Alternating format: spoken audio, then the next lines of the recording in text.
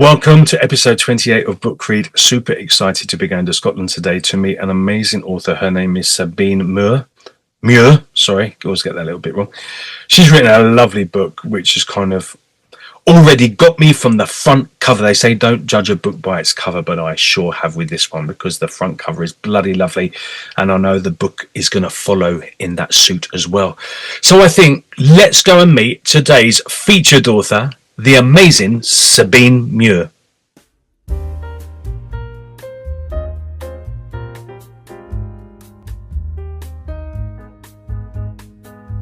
Sabine Muir, welcome to Book Read. How are you, Sabine?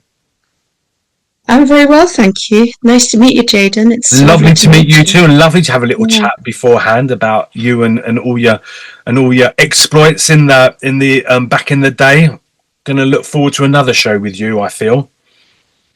Some lovely stories there. But today we're going to be talking, the fact that now you're an author. So, and not just of one book, of several books. But today we're going to be talking about your book, Forever Friends, which is kind of the type of book I love, being a dog owner of 10 dogs. So, but before we talk about that, I want to go back. I want to take you back to why you became an author. What happened in your life? What turn of events got you writing? Well, at school I was always writing little poems and little stories, and I just enjoyed writing. And when I moved to England, eventually, I went to college and I had to do an essay, and had really top marks. And I thought, wow, I quite enjoy doing this. So I just thought, that encouraged me a lot. So I started writing short stories for magazines. And the first one I got published was in an Irish magazine called Woman's Way. Okay. And I was chuffed to bits because I got money for it as well. So that was fantastic. So I wrote for different magazines and some of the DC Thomson ones in Scotland as well. And I just enjoyed it very much. And when my daughter was born, I used to take her to little walks, and we used to, just make up stories. And I just thought to myself, I can do this, And then I ended up working in the library in Ballata. I was there for 29 years, and we did story times with the children, book bug story times. It's a thing we do all over Scotland, and it's really good fun. And you pick a few books, you read them to the children, and you get their feedback, and it's a fantastic way of just enjoying books with them. And then I thought I can do kids books, because I had already written something for grown-ups. So I thought I can do kids books. So, but I could not draw. I was hopeless at art. So I was looking for somebody who'd illustrate the stories. And one day walks in a lovely Polish lady with her children. One of them ended up in my story times, and the other one ended up in one of my craft clubs. And and one day I found out she was an artist, and she studied in the School of Art in Gdansk, the fine art, and she was amazing. Her name is Aga Brozek, and she does all my illustrations now, because I did try and do some artwork, but I was just hopeless. I went to an art class, and Dad was doing camels, and I was hopeless at it. I could do a mountain and a tree and this sounds like me. This is my story. Yeah. Pretty bad. I thought, oh dear. So when she came into my life, it was a big change for us, because she started writing. I started writing the stories. She did the illustrations. We started with a spider book, and then we did one about seagulls. And it wasn't until afterwards she told me she didn't like spiders, but hey, she did a good job with that. And so we have 5 kids books now, and the latest one is about dogs. It's called Forever Friends, and it's all about a dog shelter, and we're trying to encourage people to look at the unwanted dogs, the poor little creatures that don't have a home, and we're just trying to get people to look there first before they go to breeders, and Absolutely. They're called. We just really want people to look in there first, because there's so many dogs that need a home, and this one is particularly about the greyhound, which used to win races and then ended up not being able to run anymore because he injured his legs. So the poor creature ended up in a place, but he was, he was there and he met all his other friends, all his other dog friends, and they all joined him. And, it's a brilliant place. But one by one, all the others got picked. And then he ended up still there. So Send this him is here. about this dog. Yeah. Send him here. Richie. And it's actually based on a real dog. And there's a picture of the real dog in the book as well. Oh, sweet. So, yeah, this dog got picked. So that was good. Ended up well. Yeah.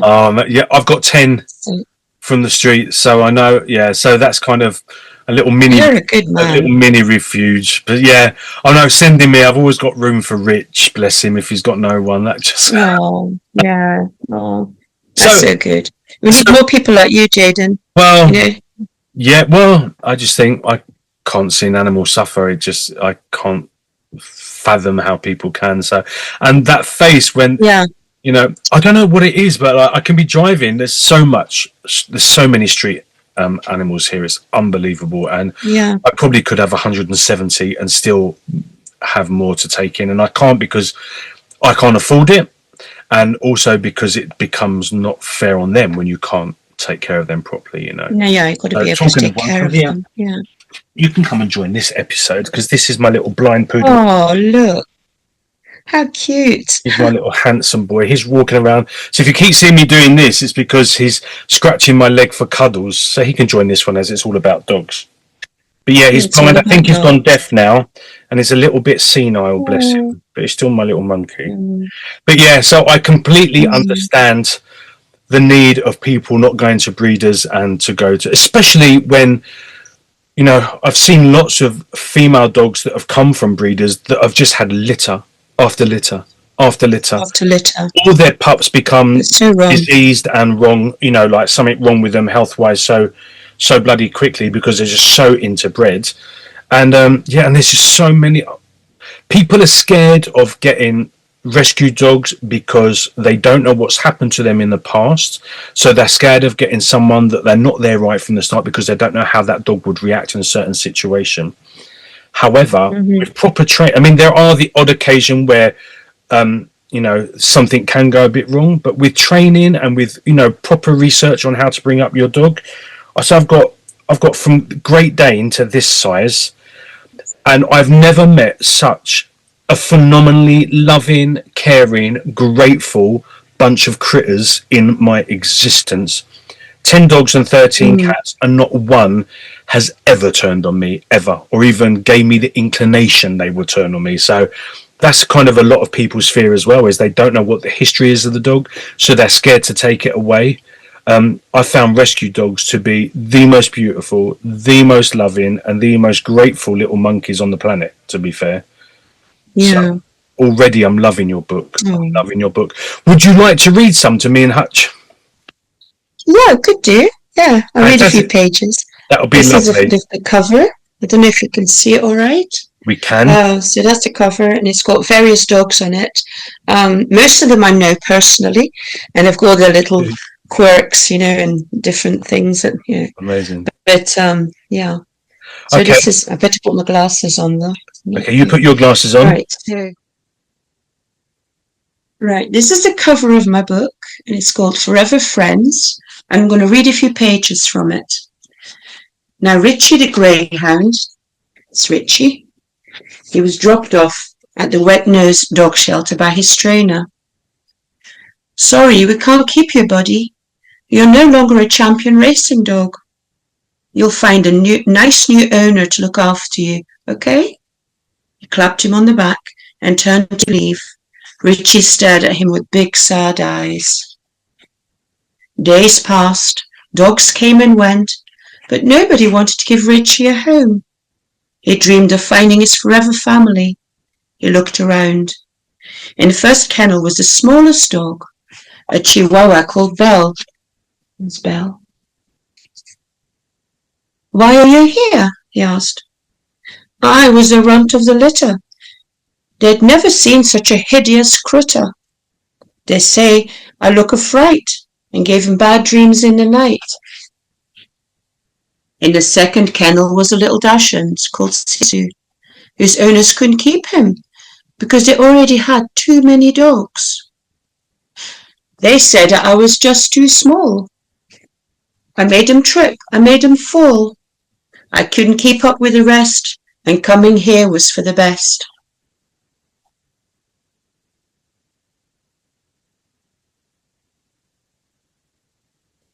In the third kennel was Mac, a West Highland White Terrier. Why are you here? Asked Richie. They said that I was just too smelly, always in muck up to my belly. They couldn't bear the smell, so they sprayed me with Chanel. Alvin the pug in the next kennel looked up and said, They put me here because I drool. My owner said, That's just not cool. They couldn't put up with my snores, rattling windows and the doors. He lay down and sighed. In the next kennel was a Springer Spaniel called Fidget. He just couldn't sit still. He was jumping up and down, barking. They said I had the fiercest bark as I dragged him around the park. They said I was just too busy. My jumping around him made him dizzy. He lay down and sighed. Fidget didn't feel like fidgeting anymore. Now Bonnie, the yellow Labrador, sighed. My owner said I ate him out of house and home. They couldn't afford to keep me anymore. No treats for me and a cat called Iris. I blame the cost of living crisis. By the way, Fidget, are you going to eat that biscuit? I'll eat it if you don't want it. Please, pretty please. The Great Dane in Kennel 6 said, My name is Nero. My owners had to downsize. They said, You're too big for our new house. We've hardly room to fit a mouse. What's your story, Richie? Richie sighed and he said, Well, once I won races on the course, running faster than a horse. I hurt my legs. Now I have a limp, so no more medals for me to win. So all the dogs became friends and they ran around in the park and they had a lovely time. And Richie was very happy playing with his new friends. So now you've met all the dogs. I wonder what happens next. Will they all find a home? I wonder. They will find a home because you're going to send them all here.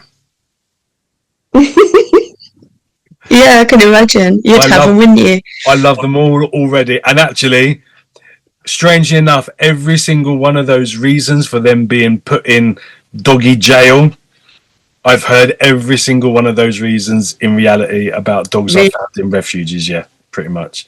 Bark too much, eat too much, drool, don't get on with the baby, pulls them around the park.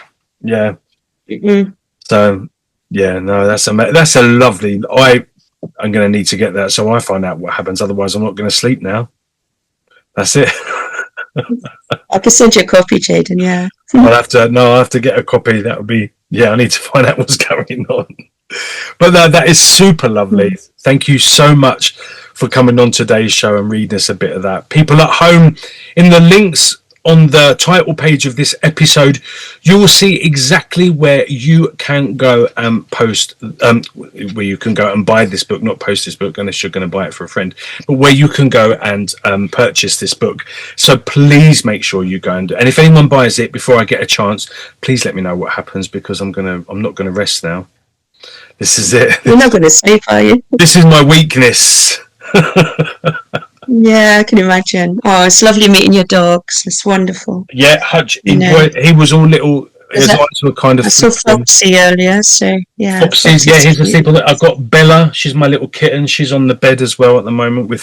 It's quite interesting. Like, all the dogs and cats get on really, really well, but Foxy Face, because he's only got 2 legs, I'm kind of thinking there's something different about him genetically, and the cats just like, he's one of the cats.